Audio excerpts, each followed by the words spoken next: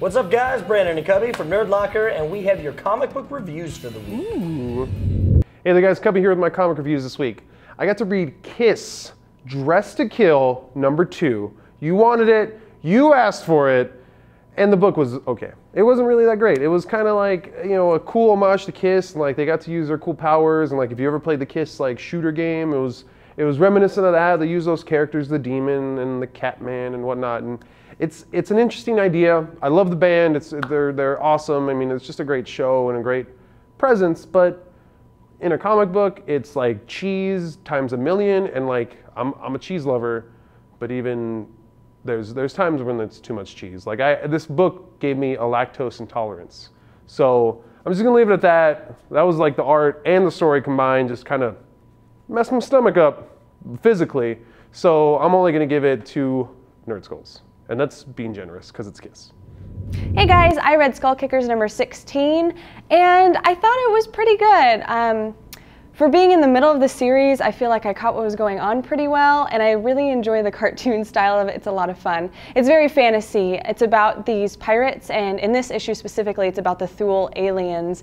And I liked it. They have these little fantasy factoids that pop up throughout the series, and I thought it was really cute. For the series and for being in the middle of it, I definitely give it a 3 out of 5 Nerd Skulls. What's going on? Brandon here, and I got to review Justice League #11. I'm loving this title. I really am. This one, we have them throwing down with Graves in the Watchtower where we left off last issue, and they're kind of uncovering more about Graves and who he is and what he's after. There's a big ending here, and it kind of breaks my heart. I'm hoping that it's not like an official thing. Maybe we outdo it, but it was really good, really solid. You get to see really the emotional pain behind all these characters in the Justice League. And we have an awesome backup story to Shazam, which has also been a really good reason to pick up this book. But I'm giving both stories 5 out of 5 Nerd Skulls. Hey there, folks. I got to review another one of my favorite books this week, Wonder Woman. It's at #11 right now. Holy balls. If you've been catching up or reading up with this entire story arc that's been going on that Brian Azzarello is just blowing out of the water with, you know things are getting crazy. And the last issue was very jaw-dropping, very, oh man, Diana just did that. That's freaking sweet. It didn't really pick up on any of those plot threads. Not all of them. I mean, there's the main story that's going on, but there's a big cliffhanger that they didn't pick up on, which kind of left me a little like, okay, what's going to happen? Probably in a couple issues it'll pick it up again, but either way, this one is just, wow. The ending, jaw-dropper, there's not too much action. There's a good bit of action, but just not a lot. The next one seems like it's going to be a non-stop brawl. Probably halfway through, it'll be all talky, but I cannot wait to see what's about to happen. You need to check this out. Artwork is amazing in this book. Everything about this book is amazing. It's Wonder Woman, dude. Just check it out. Another 5 out of 5 Nerd Skulls.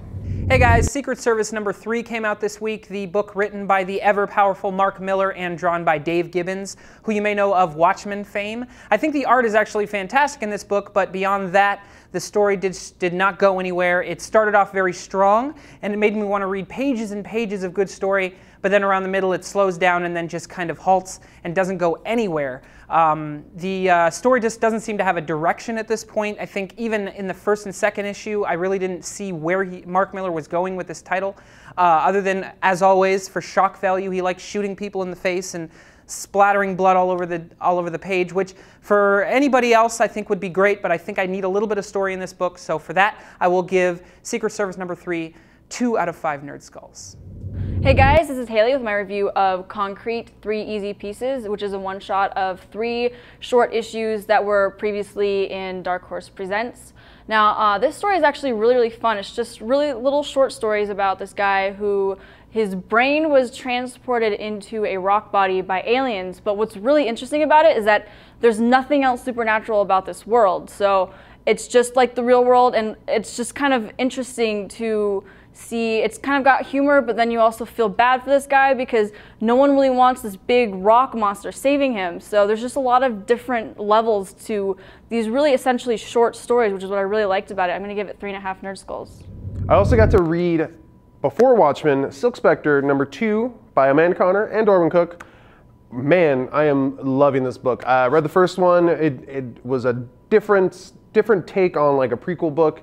it gave you more of the story of the second Silk Spectre, and it goes into that more, and it's very refreshing to read this book, and remember Watchmen as being a very adult book, very adult themes, and this book is just taking that on. You know, it's a DC book, yes, and they do awesome things like Tiny Titans and whatnot, but there's also a book about the 60s with a massive amounts of drug use and some nudity and things like that, and it's not done in a distastefully way. It's very in the moment, in the time. It makes sense. It totally works, and the artwork in this book is just, again, amazing. There's just great transitions between what the characters are thinking as their like dream states compared to their reality states, and how all that matches up. Just the character development in this book by itself is really good, and plus the Beatles were in it, so you know the Beatles are in it. Done. 5 out of 5 Nerd Skulls. All right, next up I got to read Avengers XMen number 8, or Round 8, whatever they're calling it. This has been an awesome book.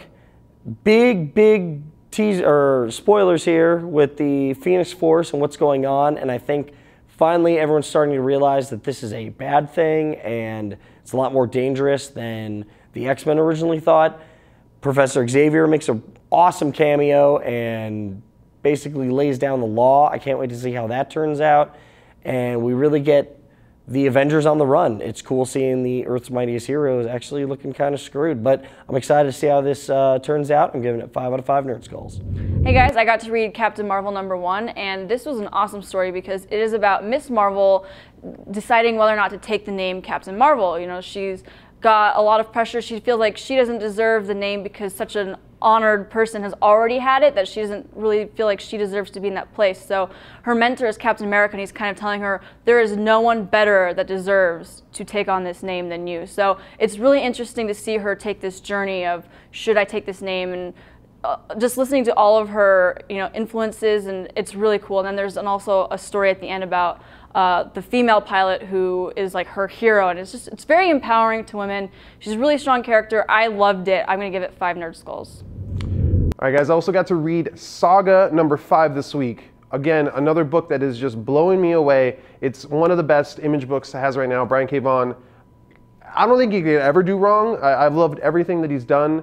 It's always been a different level of awesomeness. It's always been just a different genre, and you can never really compare all of his works, and this is kind of like all those put together and just made whole again as something wholly awesome and cool and just unique. It's very unique. It's sci-fi, there's all these crazy things going on that we've talked about, and there's magic and things like that, but it's all blended in a way that really makes sense, and this last issue kind of like pulls at the heartstrings a little bit. You see some characters do some things you didn't think they would do, and it's very out of character for them, but since this is all brand new, it's kind of like just character development, and it's very interesting. The artwork on this, Fiona Staples, you are amazing. Just keep doing all the great work that you're doing. Everyone needs to read this book. As soon as the trade comes out, pick it up. If you can find all the issues, go get them right now. Another 5 out of 5 book. Saga, you rock. So issue 608 of Fantastic Four came out this week, and I have to say it's one of the better reads that I've picked up this week. And what we know now is that Shuri has succeeded T'Challa as the Black Panther, and of course T'Challa's a little bit bent out of shape over that fact, and he has to go on a little bit of a mission to find himself, and he goes into some ancient ruins with Reed, and they have a little bit of a bonding moment, and it's a really good read. I highly recommend this book because it has some really good relationship values in it, and it really seems like I want to read some more. And I haven't read a good Fantastic Four issue in itself in a long time, and I think this one had a good story from beginning to end. So I'm going to give it 4 out of 5 Nerd Skulls. Hey, I got to review Elephantmen #42, and it's about this man named Javier, but he goes by Claude. He's a criminal in his deathbed, and a doctor stops by to write his biography, and Claude reveals his obsession with animals and a little bit about his past. And it's a very old school terror style, like the horror gore kind of comic style. When I looked at the cover, I thought it would be really interesting because it has the Art Nouveau style, but for storyline, I feel like I'm kind of jumping in the wrong spot, and for me, I'm gonna give this 2 out of 5 Nerd Skulls. All right, guys, so I got to read Star Wars, Darth Vader, and the Ghost Prison, #3. Now, I didn't read 1 or 2. It did catch you up on it if you like Dark Horse does. It gives you a little page to catch up, and it pretty much explained the story up to that point very well. What blew me away though was one of the first major scenes that you see is Vader completely freak out over something that happened in his past, and just the way it all catches up and matches up, and the way it references Anakin and the things that happen in his life and his conflicts with the Jedi Order and with himself, it was like beautiful. It was really, really, really just striking to the heart, and I gotta say it worked wonders. Not only with Vader, but with all the auxiliary characters. Really, really cool. They show a young Grand Moff Tarkin, which was awesome because he's not blown up yet. And I don't know. I'm not a huge fan of Star Wars Titans books. The novels, yes. Comic books are really hit or miss for me. This one totally blew me out of the water, so I gotta give it 4.5 Nerd Skulls.